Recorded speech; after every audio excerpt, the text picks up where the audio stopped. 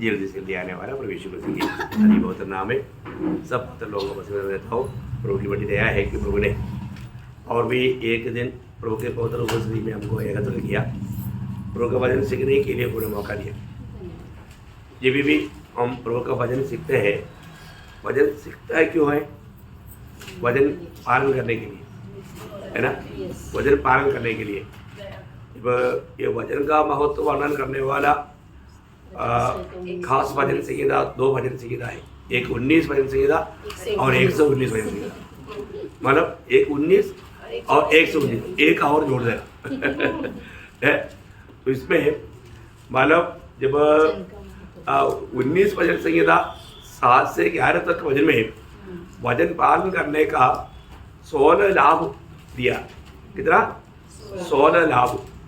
तो मतलब उसका सिर्फ उसका मतलब 7 से 11 तक भजन में, तो अभी पूरा नहीं पढ़ना, टाइम नहीं, उसका सिर्फ 11 भजन पढ़ना। उन्हीं से तेरा दास चिताया जाता है, उनके पालन करने से बड़ा ही प्रतिफल मिलता है। बोलने का मतलब वचन पालन करने से बड़ा प्रतिफल मिलता है। पहले समझो, वचन पालन करने से बड़ा प्रतिफल मिलता है। वचन क्यों दिया? पालन करने के लिए। वचन पालन करने से बड़ा प्रतिफल मिलता है ना? बाकी आप लोग बाद में देख लेना, कई बार बताया वो बात है, मैंने उसको दोहराना नहीं चाहता। लेकिन विषय क्या है कि हमारे जीवन में आज हम प्रभु की उपस्थिति में आता है, वचन सुनते हैं, लेकिन कहाँ तक हम उसको मानते हैं? वचन मानने वालों को बड़ा प्रतिफल है, बड़ा प्रतिफल मिलेगा। आप देखिए, वचन मानने वालों को बड़ा प्रतिफल मिलेगा।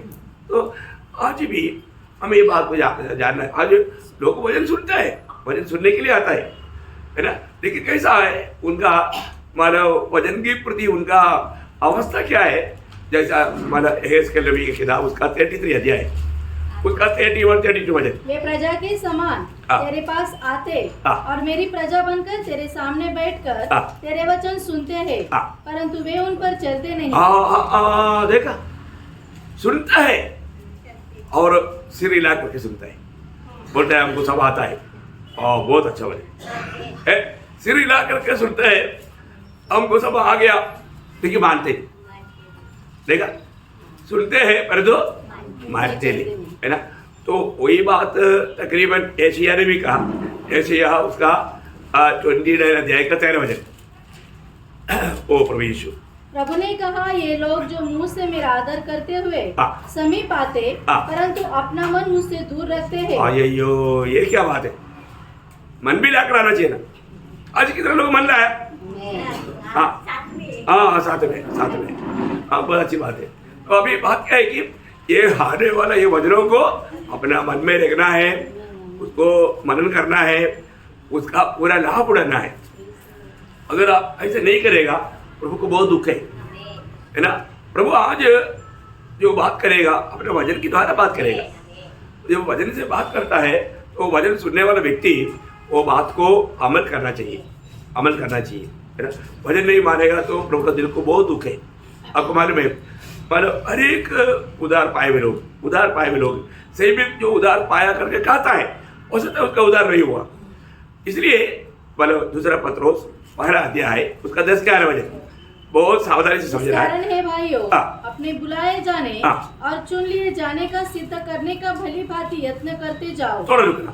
अभी देखिए, मतलब आपको बुलाया है कि नहीं, प्रभु ने आपको चुना है कि नहीं, ये बात को मालूम करो, है? क्योंकि आपको ये जानना चाहिए प्रभु ने आपको बुलाया क्या, प्रभु ने आपको चुना है क्या। और आप बताओ, अभी मतलब अभी जो बोलता है मुझे प्रभु ने चुना है, प्रभु ने मुझको बुलाया, फिर आप बोलो ना किसने बुलाया है? इतना तो जानना चाहिए ना। आप बोलता है प्रभु ने मुझको चुना, मुझको बुलाया, आप मुझे बताओ आपको किसने बुलाया है? किसने चुना? अरे इतना तो जानना चाहिए ना। और आप पूछो लोगों को कि आपको किसने बुलाया, किसने चुना, उत्तर नहीं। अरे वचन में वहां पर लिखा ना, पहला पत्रोस 2 अध्याय का 9 वचन, पहला पत्रोस 2 अध्याय का 9 वचन, आपको किसने बुलाया? राजपदधारी याजकों का समाज, इसलिए बुलाया, अंधकार से अद्भुत ज्योति में लाया हुआ वो प्रभु का पूर्ण प्रकट करो। उतना पढ़ना काफी हो गया, उसके लिए उत्तर क्या बोलता? आपकी समझ में आ रहा है ना? हाँ, किस लिए बुलाया आपको? हाँ, प्रभु का गुण प्रकट करने के लिए आपको प्रभु ने। आप अंधकार में पड़े थे, हम लोग कहाँ पड़े थे? अंधकार में। आपके अंधकार में पड़े थे, एक प्रकार हम अंधकार हो गया। ऐसी अवस्था से प्रभु ने हमें अद्भुत ज्योति में लाया, सादा ज्योति नहीं, अद्भुत ज्योति। हमारा प्रभु अगम्य ज्योति में रहता है, ऐसा उस महान ज्योति में लाया। ओ, मैं सोचता हूँ प्रभु का लोगों को इतना भी नहीं मालूम है, फिर कैसा काम होगा?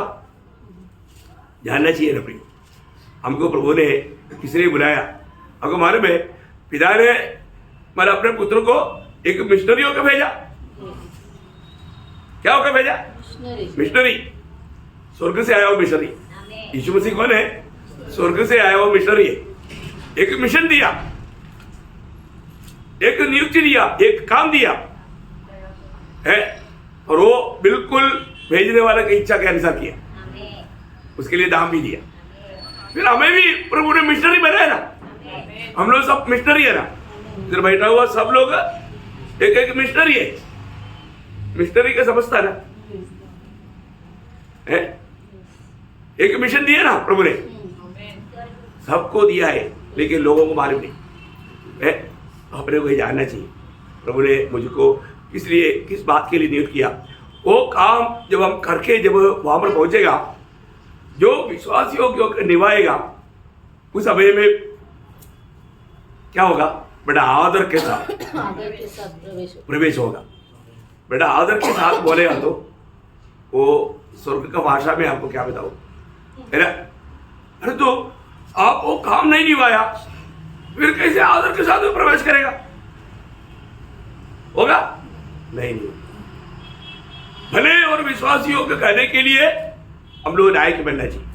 अभी स्तेफानोस आ रहे, यीशु मसीह खड़ा हो गया, आदर के साथ अपने दास को आदर के साथ स्वागत किया। ऐसा हमारा स्वागत होंगे क्या?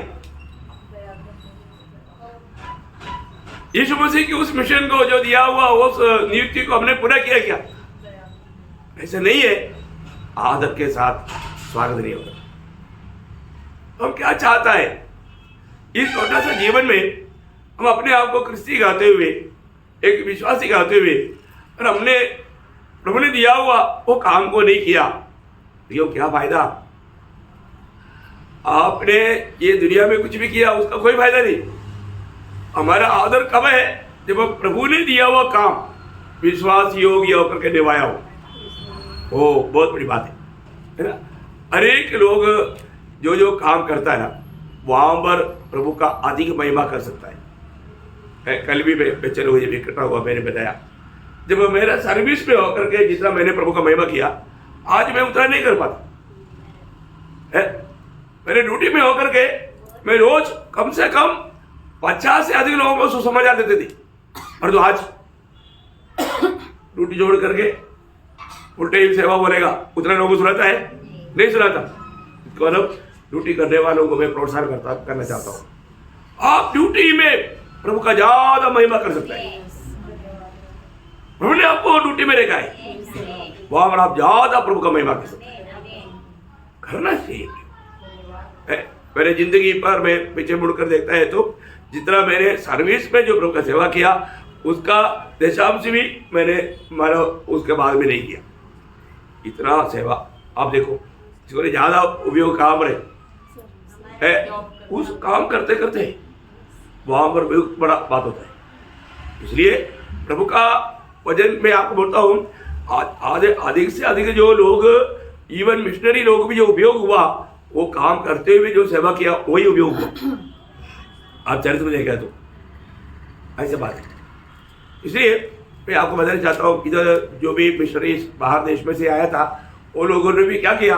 वो लोगों ने कोई प्रिंटिंग प्रेस डाला, नहीं तो कोई स्कूल डाला, नहीं तो हॉस्पिटल डाला। उसमें काम करते करते आत्मा को जीता, काम करते करते आत्मा को जीता। मैं इंडिया का जो भी मिशनरी आया था, वो लोगों ने काम करते करते आत्मा को जीता। चरित्र पढ़ेगा तो बहुत अद्भुत है। इसलिए मैं आपको बताना चाहता हूँ कि हाँ, अगर ऐसे आपको बोझ दिया, आप उससे भी बढ़ करके मानो जो काम करने का, वो सब प्रभु नियुक्त करेगा।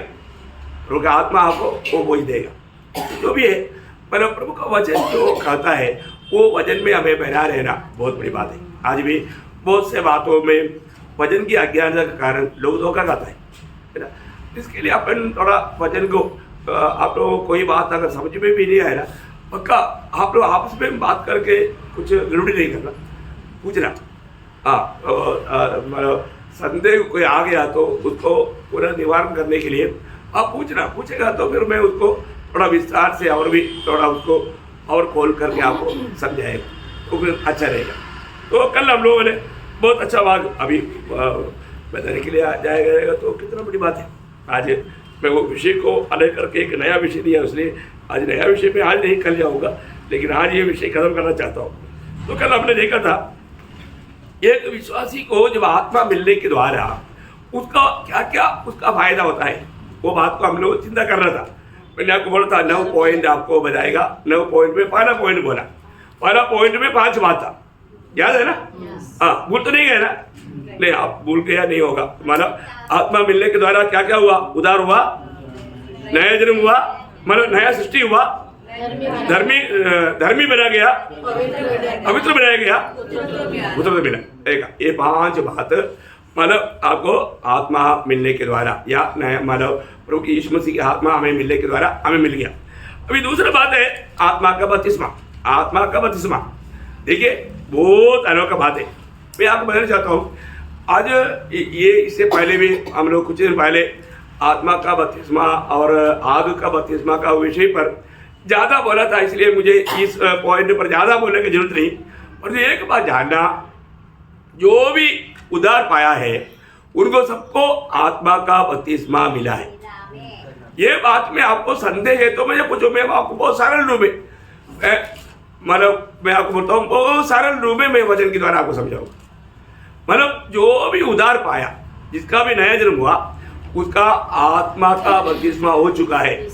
आत्मा का बपतिस्मा के लिए आपको अलग आपको इंतजार करने की जरूरत नहीं, उपवास करने की जरूरत नहीं, प्रार्थना करने की जरूरत नहीं। जिस स्टडी में आपको मतलब नया जन्म हो गया, प्रभु की आत्मा में नया जन्म पाया, उसी समय में आत्मा का बपतिस्मा हो गया है कि नहीं? मैं आपको अभी बताता हूँ। क्योंकि आत्मा का बपतिस्मा उसका मतलब उद्देश्य क्या है ये जानेगा तो आसानी से समझने में कोई दिक्कत नहीं। आत्मा का बपतिस्मा इसलिए है कि आपको मसीह शरीर के साथ जोड़ा जाने के लिए, मसीह शरीर के साथ जोड़ा जाने के लिए आत्मा का बपतिस्मा है ना। पहला कुरिन्थी उसका 12 अध्याय का 4 वचन, क्योंकि हम सब ने क्या यहूदी हो क्या यूनानी, क्या दास हो क्या स्वतंत्र, एक ही आत्मा के द्वारा एक देह होने के लिए बपतिस्मा लिया। देखा, एक ही आत्मा के द्वारा एक देह होने के लिए बपतिस्मा लिया। मतलब आत्मा का बपतिस्मा किस लिए लिया? एक देह होने के लिए। यीशु मसीह को कितना देह है? एक ही देह है। देखो, एक ही देह है। अच्छा, फिर ये देह क्या है? मंडली। देखो, एकदम साफ रीति में आपको, आप लोग एक क्लास है, कोई प्रचार नहीं, आप लोग थोड़ा दिल खोल कर बैठो, कुछ गलती भी बोल जाए तो चलेगा, वो अपन करेक्ट करेगी, कोई बात नहीं। लेकिन अभी आपको बात जानना है कि मतलब यीशु मसीह का शरीर, वो एक ही शरीर में जो भी जोड़ा जाता है वो पवित्र आत्मा का बपतिस्मा द्वारा ही जोड़ा जाता है। इसके अलावा कोई मार्ग नहीं। इसका मतलब ये काम कौन करता? यीशु मसीह करता। कैसे करता? पवित्र आत्मा के द्वारा। यीशु मसीह पवित्र आत्मा के द्वारा एक विश्वासी को शरीर में जोड़ता है। ओके, वही बात प्रेरितों का 2 अध्याय का 47 की आखिरी में लिखा। क्या लिखा? जितने लोग उद्धार पाते थे उनको प्रभु प्रतिदिन उनमें मिला देता था। प्रियो, देखो आज चारों तरफ बहुत मंडलियां है, पर तो उनको मंडली क्या है या प्रभु का शरीर क्या है उनको मालूम नहीं। वो सच्चा शिक्षण उन्होंने नहीं पाया। कैसे भी प्रभु यीशु मसीह के नाम पर इकट्ठा होने से वो मसीह मंडली नहीं बनता। भाई क्लियर बात है, प्रभु का मंडली, वो मंडली का सदस्य बोलेगा तो वो उद्धार पाया है। क्या पाया? उद्धार पाया है। तो प्रभु ये उद्धार कौन करता? प्रभु करता। तो उद्धार पाने वालों को मंडली में कौन जोड़ता? प्रभु जोड़ता। कैसे जोड़ता? आत्मा के द्वारा। पवित्र आत्मा का बपतिस्मा के द्वारा। क्लियर हो गया? मतलब कितना सरल रीति में समझा सकता है। आप देखो, मतलब किसी प्रकार का भी कोई भी बहकाव में फंसना नहीं पड़ी, वो सरल रूप है। और मतलब कई बातें पूरा बाइबल का एक अच्छा ज्ञान ना होने के कारण बहुत बातों में धोखा आता है। अभी इसमें भी ज़्यादा विस्तार से बोलने की जरूरत नहीं, करके मैं आशा करता हूँ आपको समझ में आ गया, ये पॉइंट समझ में आ गया। किसी को कोई डाउट है तो पूछ रहा। ओके, अभी तीसरी बात क्या है, आत्मा का अभिषेक। मतलब आत्मा पाने से क्या मिल गया? अभिषेक मिल गया। हाँ, ये बात पर कई लोगों को कई डाउट आ सकता है, पूछना पक्का। मैं आपको पूरा छूट देता हूँ, आप लोगों को जो भी डाउट आएगा पूछना। देखिए, ये जो अभिषेक, ये अभिषेक एक व्यक्ति को सेपरेट मिलता है क्या? नहीं मिलता। ये जिसको भी प्रभु यीशु मसीह ने शरीर में जोड़ा उसको मिलता। पहली बात ये, और ये हम उधार पाने के बाद में हमको मिलने वाला बात नहीं। उधार पाए हुए लोगों को शरीर में मतलब जोड़ते ही हमें मिलने वाला बात है। अभी इसमें मैं पहले 2-3 वचन पढ़ करके फिर आपको वो बात में आऊंगा। ये जो भी वचन है भूतकाल में लिखा है कि नहीं परखना, है ना। 2 कोरिन्थी 12 अध्याय उसका 21 वचन। और जो हमें तुम्हारे साथ मसीह में दृढ़ करता है, और जिसने हमारा अभिषेक किया मतलब भूतकाल में है या वर्तमान काल में है, भविष्यकाल में है? भूतकाल में। ओके, और अभी पढ़ा होगा ना 2 अध्याय का 20 वचन। परंतु तुम्हारा तो उस पवित्र से अभिषेक हुआ है। देखिए यहाँ पर भी हमको कौन सा काल में आया? भूतकाल में आया, है ना। इसका मतलब क्या है कि हम उधार पाने के बाद में बहुत देर हम लोगों ने फास्टिंग प्रेयर किया, ऐसा बहुत कुछ कार्य किया। आज लोग मतलब बोलता है ना, तुमने अभिषेक पाया क्या? मैं एक बात बोलूं, वो कौन है मालूम है? वो यदन बाटिका में आया था ना, वो सांप का भाई है। सांप का भाई बहन, समझ में आया? क्योंकि एक उधार पाया व्यक्ति को अभिषेक पाया करके पूछने का सवाल ही नहीं, क्योंकि उनको वो वजन ही नहीं मालूम,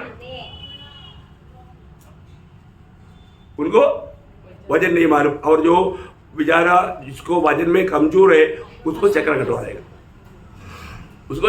देगा, और तीसरा वजन भी अभिषेक के बारे में उधरी 27 पढ़िए, पहले वरना उसका 2 अध्याय का 27 वचन। परंतु तुम्हारा वह अभिषेक जो उसकी ओर से किया गया तुम में बना रहता है, और तुम्हें इसका प्रयोजन नहीं कि कोई तुम्हें सिखाए, वरन जैसे वह अभिषेक जो उसकी ओर से किया गया तुम्हें सब बातें सिखाता है, और यह सच्चा है और झूठा नहीं, और जैसा उसने तुम्हें सिखाया है वैसे ही तुम उसमें बने रहते हो।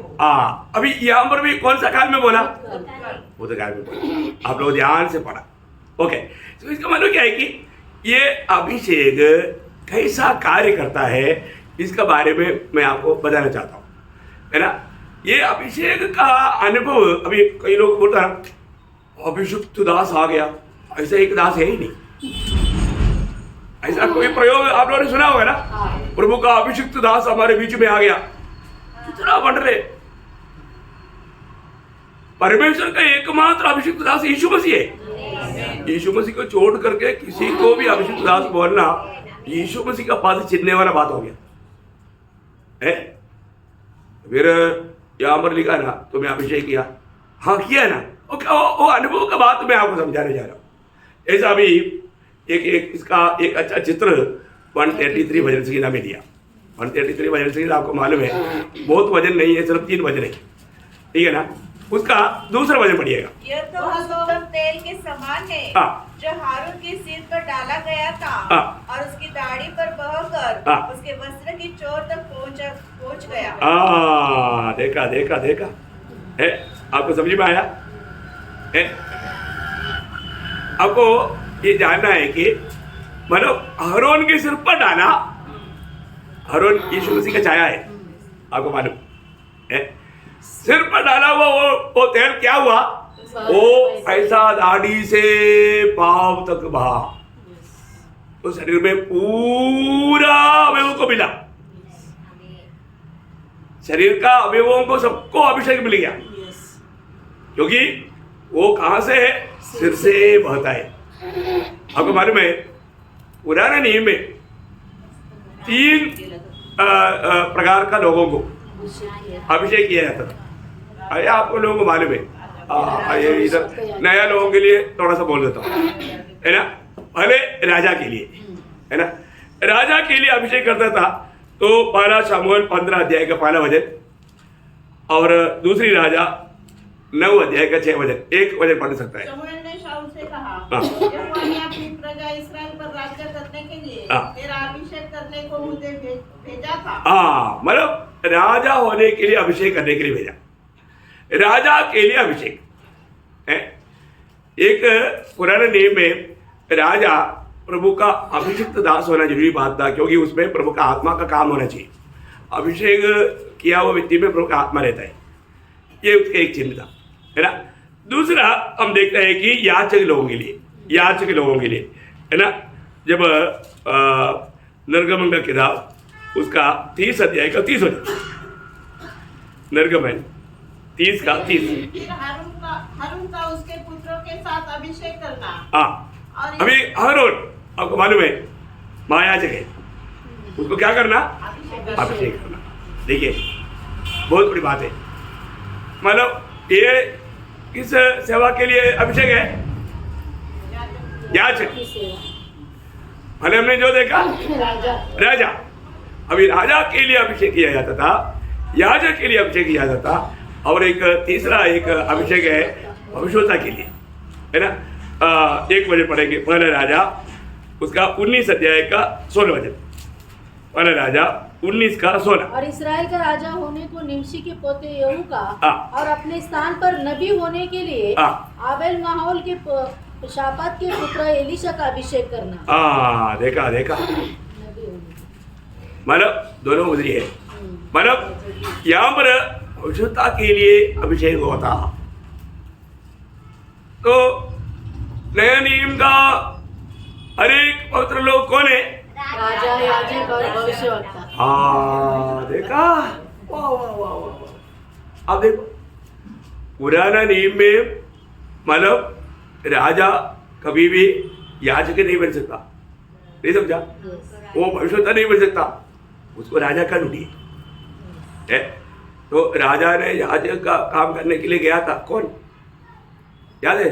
उजिया। तो क्या हो गया? कोड़ आया।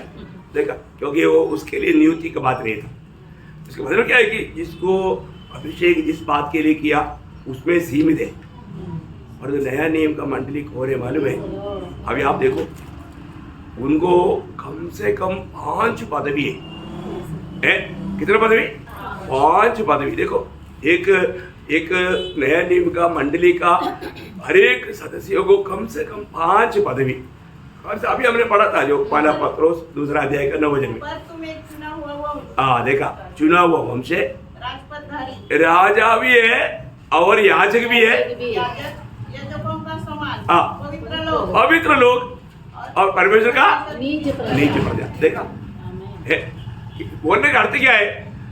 नया नियम का मंडली का सभी लोग राजा भी है, याजक भी है, भविष्यवक्ता भी है। देखो नए नियम का सबका अभी याजक का काम क्या है? लोगों की तरफ से परमेश्वर, बोलो कोई भी बोलो। मनुष्य की ओर से परमेश्वर, मतलब मनुष्य के लिए परमेश्वर से विनती करना, मनुष्य के लिए परमेश्वर से विनती करना। तो फिर भविष्यवक्ता का काम परमेश्वर से प्राप्त करके मनुष्य को, वेरी गुड, परमेश्वर से प्राप्त करके मनुष्य को देना। देखा है, बहुत बड़ी बात है। ये सारा ड्यूटी किसको दिया है? हमें दिया है। अभी हम राजा है और अभी नहीं, भविष्य में सदा का राजा है, सदा का राजा है। पर तो अभी हमारा ड्यूटी में ये 2 काम विश्वास योग्य होकर निभाना है। एक दूसरा मनुष्यों के लिए हम प्रभु से विनती करना, मध्यस्थी करना, और प्रभु से वचन पा करके लोगों को देना। ये दोनों काम अभी हमें करना है। इसमें हमें विश्वास योग्य है तो राजा बनने के लिए भी योग्य बनेगा। और इस पे आपको मालूम है कष्ट बहुत आता। प्रभु का दास बोल करके जीवन बिताने के लिए कई लोग आदर सम्मान चाहता है, ऐसा है क्या? नहीं नहीं नहीं, एक प्रभु का दास बन करके जीवन बिताना बोलेगा तो प्रियो, कांटों की राहों पर चलने वाला एक ही दम कहता है ना, ये कांटों भरी नगरी है, जिस पर ये कुछ है अपने को मसीह कहता है तो उसको कांटों भरी राहों में चलना है ना। मतलब एक दो अनुभव, मतलब प्रेरित पौलुस का यहाँ पर मैं आपको बोलता हूँ, जब वो दूसरा कोरिन्थी 4 अध्याय उसका 8 से 12, हम चारों ओर से क्लेश तो भोगते हैं। देखा कितना चरण से, चारों ओर से। चारों ओर से। देखो प्रभु का दास कोई गुनाह किया क्या? नहीं, प्रभु का सेवा किया है, प्रभु का सेवा किया तो क्या होता? चारों तरफ से क्लेश तो क्लेश होता है। हाँ पर संकट में नहीं पड़ते। हाँ, यही तो बात है, संकट में नहीं पड़ता, क्लेश बोल करके चुपचाप नहीं रहता। आगे निरुपाय तो है हाँ। पर निराश नहीं होते, हाँ। सताए तो जाते हैं हाँ। पर त्यागे नहीं जाते, या गिराए तो जाते हैं हाँ। पर नष्ट नहीं होते। हाँ। हम यीशु की मृत्यु को हाँ। अपनी देह में हर समय लिए फिरते हैं हाँ। कि यीशु का जीवन भी हाँ। हमारी देह में प्रकट हो। ऐसा ऐसा क्यों है प्रियो? प्रेरित पौलुस का और एक बात, उसका 6 अध्याय उसका 9-10 वचन, अनजानों के सदृश है हाँ। तो भी प्रसिद्ध है, हाँ। मरते हुओं के समान है और देखो जीवित है, हाँ। मार खाने वालों के सदृश है हाँ। परंतु प्राण से मारे नहीं जाते, हाँ। शोक करने वालों के समान है हाँ। परंतु सर्वदा आनंद करते हैं। वाह! Praise the Lord! क्या बात है, शो करने वाले तो समान है, पर हमारा मोरल देखो, निराशा दिखता नहीं नहीं नहीं नहीं इससे बहुत है। नहीं दिखता।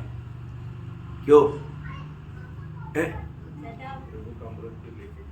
प्रेषित पौलुस पूछता है, प्रभु मैं क्या करूं? क्या बोलता? प्रभु मैं क्या करूं? बोले का अर्थ क्या मालूम है? प्रभु तेरे लिए कुछ भी होने के लिए मैं अपने आप को समर्पण करता हूं। समझ में आया? आप सच बोलो, उद्धार पाने के बाद अपने जीवन को प्रभु के लिए समर्पण किया क्या? क्या समझे? सवाल समझ में आया?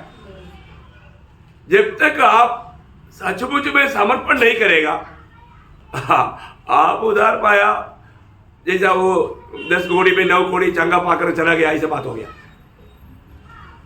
क्या हो गया? प्रभु का महिमा दिया, एक शमरी ने महिमा दिया, एक शमरी ने महिमा दिया। आज बहुत लोग विश्वासघाती है प्रियो, आप बुरा नहीं मानना, अपने जीवन को किसी के ऊपर थोड़ी इंडिविजुअल को बोला, लेकिन आप परखो, आपने प्रभु में तेरी इच्छा दिवाने के लिए मेरे जीवन को मैं समर्पण करता हूं करके कितने लोगों ने समर्पण किया, उसी को ही प्रभु अपने हाथ में इस्तेमाल करता, बाकियों को नहीं लेता, नहीं करेगा प्रिय, बाकियों को प्रभु कभी भी नहीं करेगा। पौलुस पूछता है, प्रभु मैं क्या करूं? बोलने करते तेरा हुक्म मानने के लिए मैं तैयार है, मैं तैयार। ऐसे लोगों को प्रभु इस्तेमाल करता, ऐसा समर्पण करेगा तो थोड़ा करके देखो ना, है करके देखो, दाम देना पड़ेगा, दाम चुकाना पड़ेगा, बहुत बात है, मैं उधर में नहीं जाएगा। तो अभी कोई मान अभिषेक का बात खत्म नहीं हुआ। ये जो अभिषेक जो है, जब ये कभी भी देह में नहीं डालना, ये एक गौरव का बात है। ये शब्द आप लोग हमेशा याद रखना, शरीर में नहीं डालना, सिर को डालना, समझा? लेवी व्यवस्था मैं आपको बताता हूँ, उसका 8 अध्याय का 12 वचन पढ़ रहा। लेवी व्यवस्था 8 अध्याय का 12 वचन। और उसने अभिषेक के तेल में से हाँ। कुछ हारून के सिर पर डालकर, कहाँ डालना? सिर पर। सिर पर डालना। उसका अभिषेक अच्छा, करें। अभी ये एक सत्य चेतावनी, ध्यान से सुनना। निर्गमन का किताब उसका 30 अध्याय का 31-32 हो जाए। निर्गमन एक्सोडस चैप्टर 30 वर्स 31-32। और इस्राएलियों को मेरी यह आज्ञा सुनो ना, यह तेल तुम्हारी पीढ़ी पीढ़ी में मेरे लिए पवित्र अभिषेक का तेल होगा, यह किसी मनुष्य के देह पर न डाला जाए। हाँ, देखा, ये मनुष्य के देह पर न डाला जाए, नहीं डाला जाएगा। फिर कहाँ डालना? सिर पर। कहाँ डालना? सिर पर। सिर पर। तो मंडली का सिर कौन है? प्रभु यीशु मसीह। देखो, बात क्लियर हो गया? क्या बोला? मेरे ऊपर आपके ऊपर डालेगा क्या? नहीं। हम लोग कौन है? प्रभु का देह है, शरीर है। हमारे ऊपर नहीं डालता, सिर पर डालता। कितने लोगों को समझा? सरल बात है ना प्रियो। ये प्रभु का जो अभिषेक ये बिल्कुल यीशु मसीह के ऊपर है। वो मंडली का सिर है, सिर के ऊपर डालना, देह में नहीं। आज कई लोग तेल ला करके लोगों को सिर पर लगाता है, अभिषेक पाओ बोलकर। कितना बड़ा झूठ बात है। ऐसा अभिषेक होता है क्या? है ऐसा अभिषेक बाइबल में नहीं। पुराने नियम में, वो तो पुराने नियम का बात कब का खत्म हो गया। नया नियम में इस रीति में कभी भी कोई भी व्यक्ति को अभिषेक करने का व्यवस्था बाइबल में नहीं। फिर कहां से आया? प्रकाशित वाक्य 23 अध्याय में। प्रकाशित वाक्य 23 अध्याय का 8वां वचन।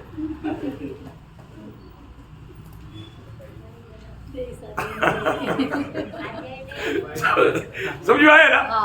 हाँ, पर बाइबल में नहीं।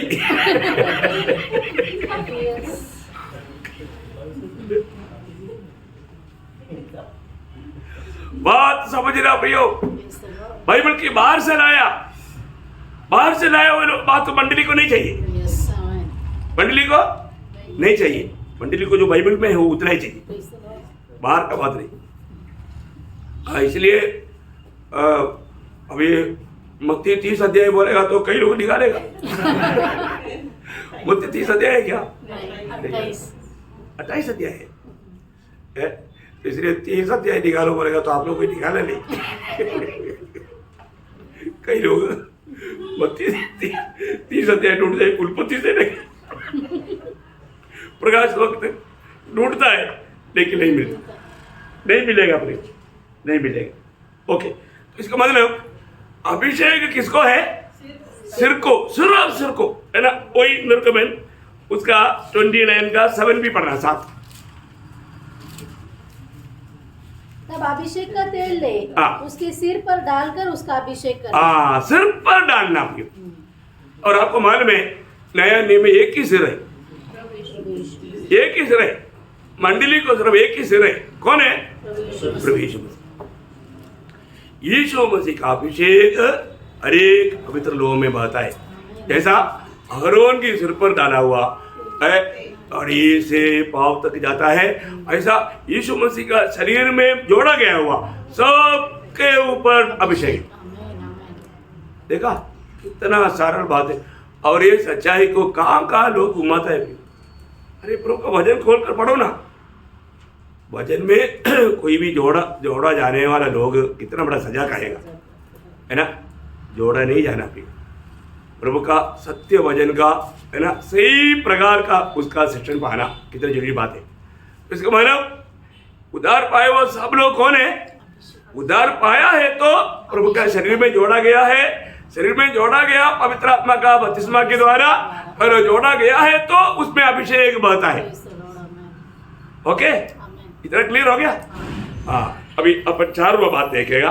वो है जो व्यक्ति उद्धार पाया उसी समय में जो पवित्र आत्मा मिला, वो आत्मा के द्वारा पवित्र आत्मा का चाप लेगा। क्या लेगा?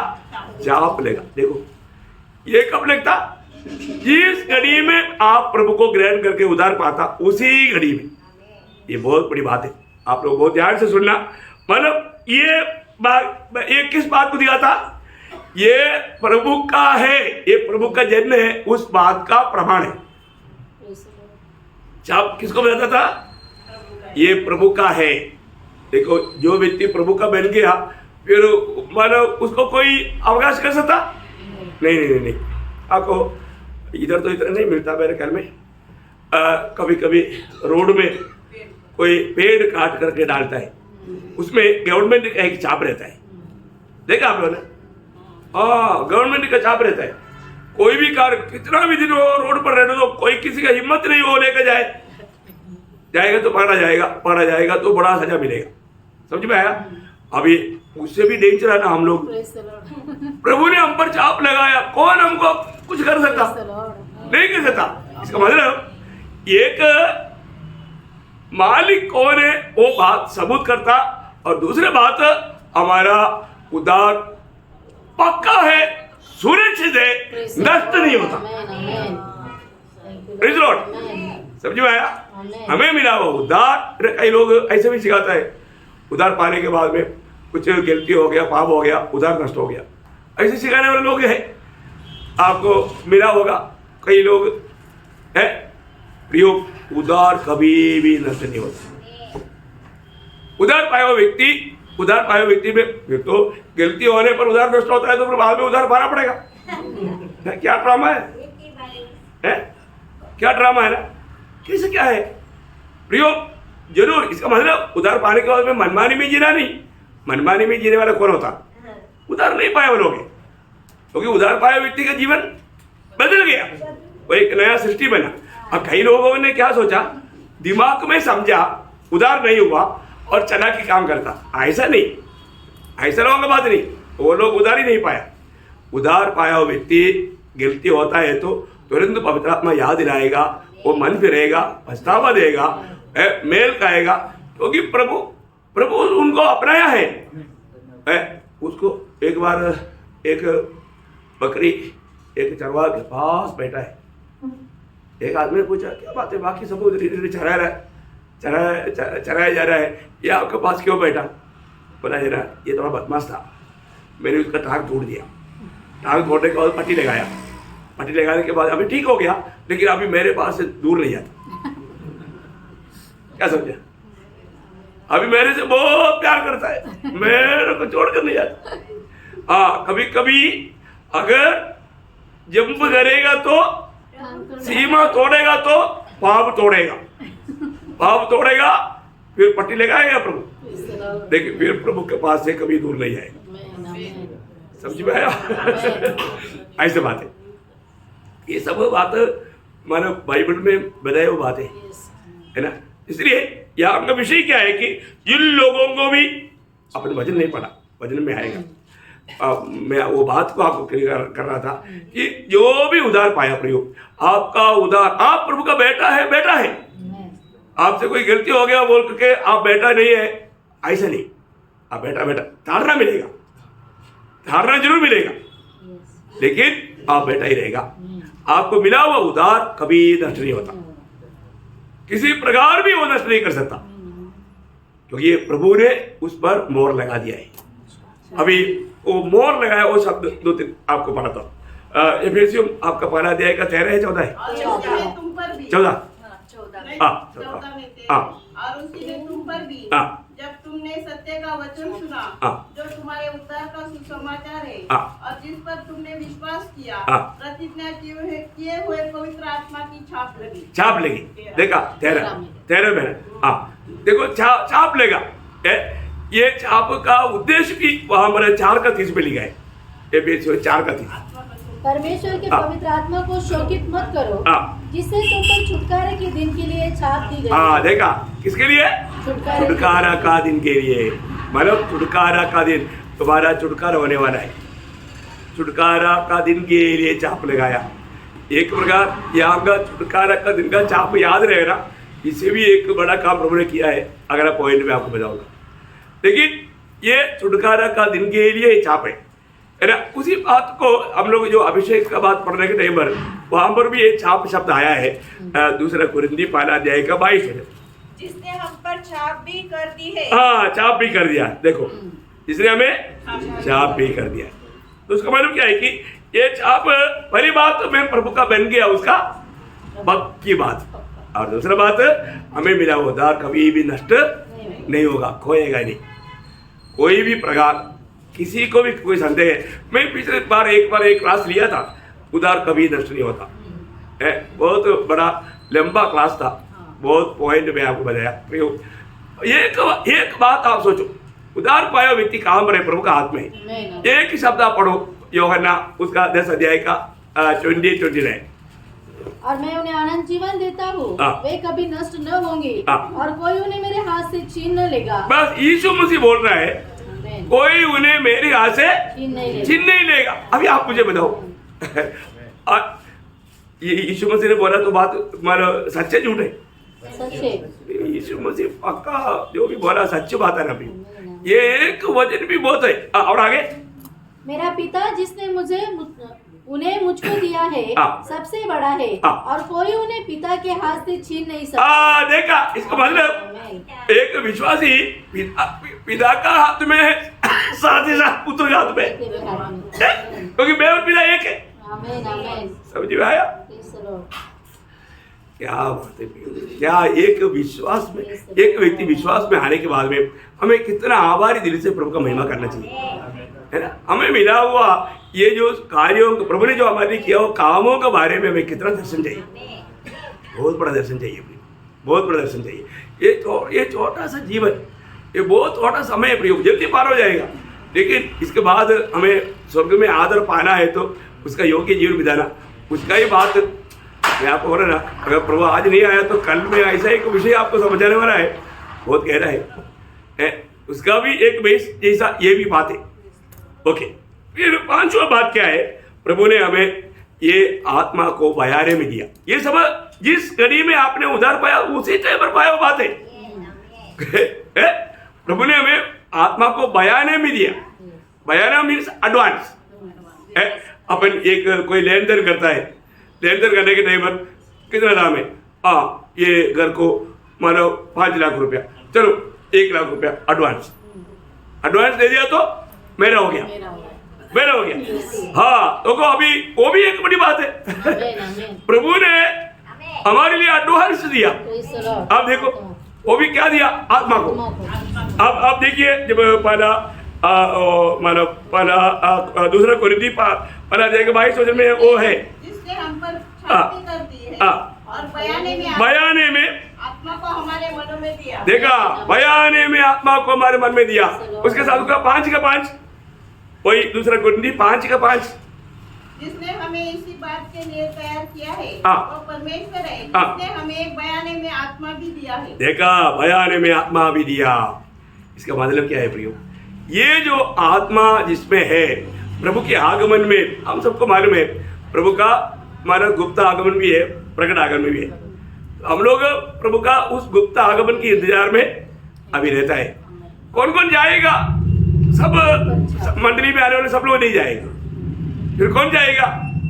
रोमियो 8 अध्याय का 11 वचन, रोमियो 8 अध्याय का 11 वचन।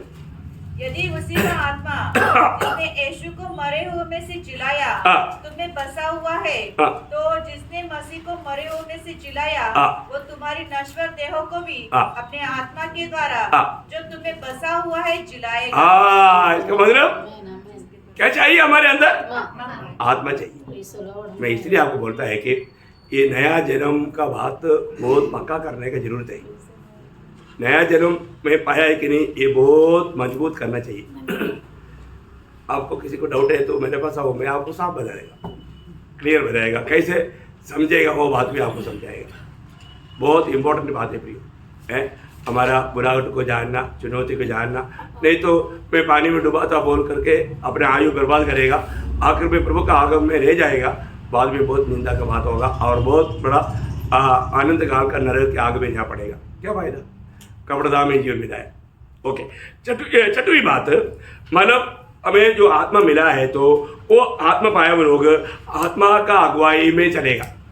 कैसे चलेगा? आत्मा का अगुवाई में, मतलब वो आत्मा हमें प्रभु ने देने के पीछे बड़ा उद्देश्य क्या है। प्रभु अभी आपको मैंने कल हम लोग जो हेज के नबी से जो पढ़ा था, उस समय में वो 36 अध्याय का 27 वचन की आखिरी में एक शब्द ऐसे लिखा है, मेरे नियमों को मानकर उसके अनुसार करोगे। मतलब कि तुम मेरी विधियों पर चलोगे और मेरे नियमों को मानकर उसके अनुसार करोगे। देखा, आत्मा पाया हुआ लोग क्या करेगा? प्रभु का विधियों को मानेगा, प्रभु का नियमों को मानेगा, प्रभु के वचन के आधार में चलेगा। अभी वो बात है नया नियम में आने के टाइम पर और भी थोड़ा क्लियर है ना। यूहन्ना उसका 16 अध्याय का 13 वचन, यूहन्ना 16 अध्याय का 13 वचन, अर्थात सत्य का आत्मा आएगा तो तुम्हें सब सत्य का मार्ग बताएगा, क्योंकि वह अपने ओर से न कहेगा परंतु जो कुछ सुनेगा वही कहेगा और आने वाली बातें तुम्हें बताएगा। देखा, इसका मतलब ये बहुत गहरी बात है ना। ये सब प्रभु की आत्मा में चलने वाला एक लोगों को ये बात बिल्कुल अनुभव रहेगा। प्रभु का पवित्र आत्मा आपको बोलेगा अभी आपको इस प्रकार कार्य करना है, अब ये बात होने वाला है। इतना तक बहुत अच्छा, आज भी मेरे ऐसा बहुत अनुभव आया। प्रियो, प्रभु की आत्मा पाया हुए लोगों को आत्मा की चराए चलने वाला अनुभव चाहिए। अभी मानो खोजे के पास जाने के लिए फिलिप्पुस को कौन बोला? कौन बोला? आत्मा ने, है ना? प्रेरितों का उसका 8 अध्याय का 29 वचन तब पढ़ा। आत्मा ने फिलिप्पुस से कहा, निकट जाकर इस रथ के साथ खोले। हाँ, देखा कौन बोला? आत्मा आत्मा ने। वहां पर कोई स्वर्गदूत नहीं आया, प्रभु का आत्मा ने बोला। प्रियो, ये बात है, आज आत्मा पाए हुए लोग आत्मा का वाणी सुनना और आत्मा के अनुसार चलना जरूरी बात है। उसका 16 अध्याय का 6-7 वचन। एक फ्रूगिया गलतिया प्रदेश में से होकर गए, क्योंकि पवित्र आत्मा ने उन्हें एशिया में वचन सुनाने से मना किया। देखा, प्रभु की आत्मा ने मना किया। देखो, कई जगह में वचन ना सुनाने के लिए, ना बोलने के लिए मना करेगा प्रभु पवित्र आत्मा।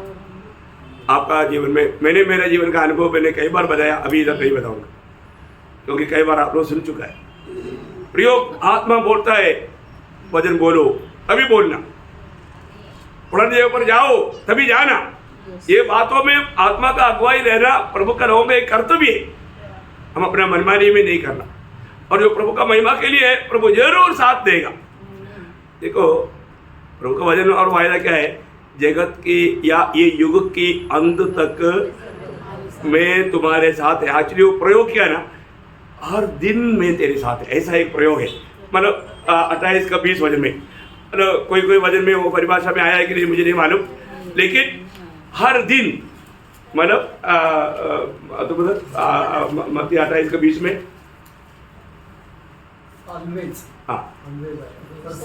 हर समय, हाँ देखा, हर समय, हर समय प्रभु हर समय हमारे साथ रहेगा बोला है। देखा प्रियो, हर समय प्रभु हमारे साथ रहेगा, है ना? तो ऐसा एक अनुभव है। हमेशा प्रभु की आत्मा हमको विवेश करना चाहिए। प्रभु की आत्मा विवेश करता है क्या? हम लोग मतलब दूसरा कोरिन्थी 5 अध्याय का 14 वचन में पढ़ता है ना, आत्मा हमको विवेश करता है। देखा कैसे विवेश किया? प्रेरितों का उसका 20 अध्याय का 22 वचन। अब देखो, मैं आत्मा में बंधा हुआ यरूशलेम को जाता हूँ और नहीं जानता कि वहाँ मुझ पर क्या क्या बीतेगा। देखा, आत्मा में बांधा हुआ बोलेगा तो आत्मा में विवेश होकर के। प्रियो, एक मसीह जीवन एक सादा जीवन नहीं है प्रियो। आज हमारी तरफ चारों तरफ बहुत से मसीह लोग रहता है, परंतु उनका जीवन हमारे लिए आदर्श नहीं। प्रभु के वचन में बताया हुआ उस वचन के आधार में अगर हमारे जीवन नहीं है तो धोखा है प्रियो, धोखा है। अपने को परखना है प्रियो। अब ये आखिरी समय में, ये लबोदिकिया पीरियड में बहुत लोग मतलब सच्चाई से वंचित हो जाएगा। ऐसे एक समय मैं आपको नम्र विनती करता हूँ, आप ये जो वचन सुन रहा है, ये सुनने के टाइम पर कम से कम अपने आप को परखो। ओके, अभी 7वीं बात है आत्मा का भरपूरी। देखो, ये आत्मा पाते ही मिलने वाला बात नहीं, ये आत्मा पाते ही मिलने वाला बात नहीं, ये हमें हर रोज पाने वाला बात है। हमें हमेशा आत्मा में भरना चाहिए। जैसे अभी कई लोग क्रोध में भर गया, क्रोध में भर गया तो क्या होता? अच्छा बात आएगा? अच्छा बात आएगा? नहीं, अच्छा बात नहीं आएगी, बहुत उल्टा पुल्टा बात आएगा। क्रोध में भर गया है तो हमें आत्मा में भरना है। आत्मा में भर गया तो आत्मा हमको ले चलेगा, आत्मा का ही बात कहेगा या प्रभु का बात कहेगा, स्वर्ग का बात कहेगा। ये एक अनोखा बात है हमारे जीवन में। हमें रोज, अभी कई लोग क्या होता, कई लोगों ने ये जो आत्मा में भरने का अर्थ को आत्मा का बपतिस्मा समझा। ये एक बड़ा मिस्टेक है मतलब विश्वासी लोगों का बीच में हुआ है। आत्मा का बपतिस्मा एक ही बार है, वो प्रभु का शरीर में जोड़ा जाने के लिए, बार बार नहीं। परंतु आत्मा का भरपूरी रोज है, आत्मा का भरपूरी रोज है। बात आप लोगों को समझ में आ रहा है करके मुझे लगता है, क्योंकि ये सब कई पहले भी बताए वो बात है। मतलब कुछ लोगों के लिए रिविजन है, नए लोगों के लिए नई बात है। तो ये आत्मा का भरपूर ही हमें रोज पाना है। कल मैं आत्मा में भरा था बोल करके आज वो नहीं चलेगा। आज वापस हमें आत्मा में भरना है रोज। अब ये आत्मा में भरने का अर्थ क्या है? एक प्रकार बोलेगा तो हमारे समर्पण के ऊपर है। क्या है? हम अपना समर्पण प्रभु में संपूर्ण रीति में मैं अपने आप को आपका पवित्र हाथ में समर्पण करता हूँ। आप देखना, आप एकदम आत्मा में भर जाएंगे। उसके लिए बहुत ज्यादा देर नहीं लगता प्रिय। बहुत लोग हमारा ऐसा कुछ गलत रीति में सोचता है। आपके समर्पण के ऊपर आपका भरपूरता है। पूर्ण रूप में अगर आपने समर्पण किया तो पूर्ण रूप में आप आत्मा में भर जाएगा। आप एक समर्पण के साथ 2 शब्द में छोटा प्रार्थना करो। जैसे अभी हम बाइबल में देखता है, जब प्रेरितों का हम उसका 4 अध्याय का 8 से 10 प्रेरितों। तब पतरस ने पवित्र आत्मा से परिपूर्ण होकर उनसे कहा, हे लोगों की सरदारों और पुरनियों। देखिए अभी वहां पर आपको मालूम है प्रतिकूल अवस्था में खड़ा है। उस समय में वो दिल प्रभु की ओर देखा, वो आत्मा में भर गया। प्रभु का हाथ में सोमने का समय में कहीं भी खड़ा है वहां पर आप आत्मा में भर जाएगा। आत्मा में भर करके पतरस उनके साथ कैसा हिम्मत के साथ बात किया। आप देखो प्रियो, उसमें आत्मा का भरपूरता चाहिए। कई लोगों को मंडली में तक खड़ा होकर के एक गवाही देने के लिए नहीं होता। क्यों नहीं होता? क्योंकि वो आत्मा में भरा हुआ नहीं। मंडली में भी खड़ा होकर गवाही देने के लिए क्या चाहिए? आत्मा का परिपूर्णता चाहिए भी, है ना। जो जब भी अपन प्रभु का संदेश देता है तो हमें आत्मा में भर करके देना चाहिए। आत्मा में भरने का ज्यादा चिल्लाना, ऐसे नहीं चिल्ला करके बोल दिया तो आत्मा का भरपूर है क्या? नहीं, कई लोग ऐसे भी समझते हैं। बहुत ज्यादा जोर दे दिया तो आत्मा में भर गया, ऐसे ही क्या? नहीं, बहुत बड़ी बात है, हमें वो बात को जानना चाहिए, है ना। बहुत बार हम प्रेरित उसका 31 वचन पढ़ना, 4 अध्याय का 31। जब वे प्रार्थना कर चुके तो वह स्थान जहाँ वे इकट्ठे थे हिल गया और वे सब पवित्र आत्मा से परिपूर्ण हो गए। देखा, सब लोग वहां पर पवित्र आत्मा से परिपूर्ण हो गया, है ना। प्रतिकूल के बीच में सेवानुस आत्मा में भर गया। प्रियो, हमारे जीवन में कोई भी अवस्था में हमें आत्मा में भर करके उन बातों को सामना करना है। आत्मा में भरने वाला अनुभव बार बार हमें रहना। शायद एक दिन में कई बार हमें आत्मा में भरने की जरूरत पड़ेगा, क्योंकि प्रतिकूल को सामना करने के लिए हमें आत्मा में भरना चाहिए, नहीं तो वहां पर गलती हो सकता है। ओके, अभी 8वां बात, जिसको भी आत्मा मिला है, आत्मा के द्वारा प्रभु ने आपको वरदान दिया है। क्या दिया? वरदान, है ना। आत्मा पाया हुआ सबको वरदान भी दिया है। तो ये वरदान किस लिए है? वरदान सेवकाई के लिए है। मतलब भिन्न भिन्न रीति में भिन्न भिन्न वरदान प्रभु का आत्मा जिसको जैसे इस्तेमाल करना चाहता है वैसा वरदान देता है। ये सब कोई मनुष्य की इच्छा के अनुसार मिलने वाली बात नहीं, पवित्र आत्मा अपनी इच्छा में करने वाला बात है ना। 1 कुरिन्थी उसका 12 अध्याय का 11 वचन, 1 कुरिन्थी 12 अध्याय का 11 वचन। परंतु ये सब प्रभावशाली कार्य वही एक आत्मा कराता है और जिसे जो चाहता है वह बांट देता है। मानो मुझको पढ़ाना वरदान दे दो बोल करके कोई मांग करेगा, मिलेगा? नहीं मिलेगा प्रिय, नहीं मिलेगा। वो पवित्र आत्मा को मालूम है मुझे ये व्यक्ति को किस प्रकार इस्तेमाल करना है, उसके अनुसार प्रभु की आत्मा देगा। प्रभु की आत्मा एक एक व्यक्ति को ऐसा प्रभु का महिमा के लिए इस्तेमाल करना है, प्लान रहता है। वो तो ये परमेश्वर का काम है और वो पवित्र आत्मा उसके अनुसार उसको वरदान देता है। इसलिए हर लोगों में भिन्न भिन्न वरदान देगा, है ना। उसका 7 अध्याय का 1 कुरिन्थी 7 का 7वीं पढ़िएगा। मैं ये चाहता हूँ जैसा मैं हूँ वैसे ही सब मनुष्य हो, परंतु हर एक को परमेश्वर की ओर से विशेष वरदान मिले हैं। देखा, हर एक लोगों को परमेश्वर की ओर से विशेष वरदान मिले हैं। देखो ये बात है हर एक लोगों को, क्योंकि प्रभु ने हमें खरीदा, प्रभु का महिमा के लिए अलग किया। हमें कैसे इस्तेमाल करना है वो प्लान प्रभु का है। हमें अपनी योजना में कभी काम नहीं करना, सारे काम प्रभु की इच्छा में करना है, प्रभु का महिमा के लिए करना है। कितनी बड़ी बात है। हमें अभी हर एक बहुत लोग जानना है प्रभु ने मुझको क्या कौन कौन सा वरदान दिया, और मैं वास्तव में वो मंडली की उन्नति के लिए उसको इस्तेमाल करता है कि नहीं है? जो भी वरदान दिया किसने दिया? मंडली की उन्नति के लिए, मंडली की उन्नति के लिए। इसलिए प्रियो, हमारे जीवन में मुझे मिला हुआ वरदान से मंडली का उन्नति हो रहा है कि नहीं, ये बात को पकड़ा। ओके, आखिर 9वां बात भी बोलकर मैं जल्दी खत्म करूँगा। आत्मा पाए हुए लोगों में आत्मा का फल रहेगा। क्या रहेगा? आत्मा का फल। कोई भी पेड़ फल स्वयं खाता है क्या? फिर दूसरे को खिलाता है।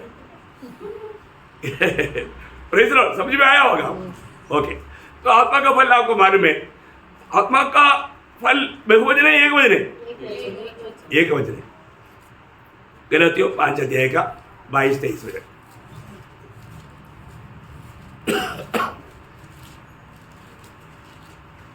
पर आत्मा का फल प्रेम, आनंद, शांति, धीरज, कृपा, भलाई, विश्वास, नम्रता और संयम है। ऐसे ऐसे कामों के विरोध में कोई भी व्यवस्था नहीं। देखिए, बहुत बड़ी बात है। आत्मा का फल प्रेम है। वो प्रेम के अंदर भाग की 8 बात है। आत्मा की फलों नहीं, आत्मा की फल नहीं। प्रेज़ द लॉर्ड, बहुत बड़ी बात। अपने जीवन में मानव आत्मा पाए हुए लोगों में हमेशा आत्मा का फल में आनंद रहेगा, शांति रहेगा, है ना? उसमें बताया हुआ हर एक गुण वो व्यक्ति में रहेगा। आज प्रभु की आत्मा मुझ में है तो आत्मा का फल भी दिखाई देना चाहिए। बहुत आरोग्य का बात है। हर एक पवित्र लोग पार करना चाहिए। मैं हमेशा प्रभु में आनंद रह पाता है क्या? है? प्रभु का दिया हुआ शांति मुझ में मतलब है कि नहीं? प्रियो, जरूर हमें प्रतिकूल है, कष्ट है, तकलीफ है, लेकिन प्रभु का दिया हुआ शांति है, प्रभु का दिया हुआ आनंद है। बहुत बड़ी बात है। तो प्रभु का मानव महिमा हो किसी बात में 9 बात मैंने बताया। आप लोगों को किसी प्रकार का भी कोई डाउट है, जरूर थोड़ा समय निकाल कर एक ही थोड़ा पगले आओ, नहीं तो घर में आओ। आप लोग उन बातों में, क्योंकि ऐसे बातों पर आ रहा है आजकल बहुत गपड़ा गलत उपदेश वाला होता है।